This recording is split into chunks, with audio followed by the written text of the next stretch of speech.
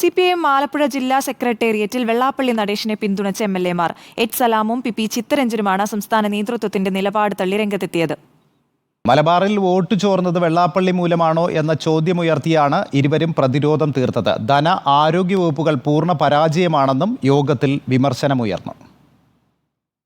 തെരഞ്ഞെടുപ്പ് ഫലം അവലോകനം ചെയ്ത് സംസ്ഥാന കമ്മിറ്റി തയ്യാറാക്കിയ റിപ്പോർട്ട് ചർച്ച ചെയ്യാൻ ചേർന്ന ജില്ലാ സെക്രട്ടേറിയറ്റ് യോഗത്തിലാണ് MLAമാർ പാർട്ടി ലൈൻ തള്ളിയത്. ഏതെങ്കിലും പ്രത്യേക സമുദായത്തിന്റെ മാത്രമായ വോട്ട് ചോർച്ച ആലപ്പുഴയിൽ ഉണ്ടായിട്ടില്ല.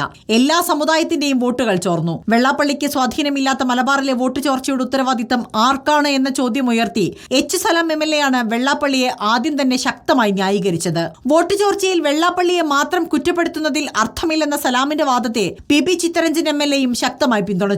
ജില്ലാ സെക്രട്ടേറിയറ്റ് അംഗം കെ പ്രസാദും വെള്ളാപ്പള്ളിക്ക് പിന്തുണയുമായി എത്തി. ധനവകുപ്പാണ് തെരഞ്ഞെടുപ്പ് തോൽവിയുടെ മുഖ്യ കാരണമെന്ന വിമർശനവും യോഗത്തിൽ ഉന്നയിക്കപ്പെട്ടു. ജില്ലാ സെക്രട്ടേറിയറ്റ് അംഗം ജി ഹരിശങ്കറാണ് ധനവകുപ്പിനെ രൂക്ഷമായി വിമർശിച്ചത്. മന്ത്രി കെ ബാലഗോപാലിന്റെ പേരെടുത്തു പറഞ്ഞായിരുന്നു വിമർശനം. ആരോഗ്യമന്ത്രി വീണ ജോർജിനു നേരെയും വിമർശനമുയർന്നു. ആരോഗ്യവകുപ്പിനെ പാർട്ടി ശ്രദ്ധിച്ചില്ലെങ്കിൽ വലിയ വില കൊടുക്കേണ്ടി വരുമെന്നായിരുന്നു കായംകുളത്ത് നിന്നുള്ള നേതാവ് എ മഹേന്ദ്രന്റെ വിമർശനം. മുൻ മന്ത്രി ജി സുധാകരന് നേരെയും യോഗത്തിൽ വിമർശനമുയർന്നു. സുധാകരനിൽ നിന്നുണ്ടാകുന്നത് മുതിർന്ന നേതാവിന് യോജിക്കാത്ത പ്രതികരണങ്ങളാണ്. ഇത് പൊതുസമൂഹത്തിലും പാർട്ടി പ്രവർത്തകരിലും ആശയക്കുഴപ്പമുണ്ടാക്കി.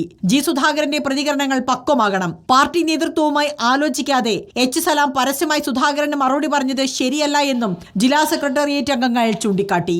റിപ്പോർട്ടർ, ആലപ്പുഴ.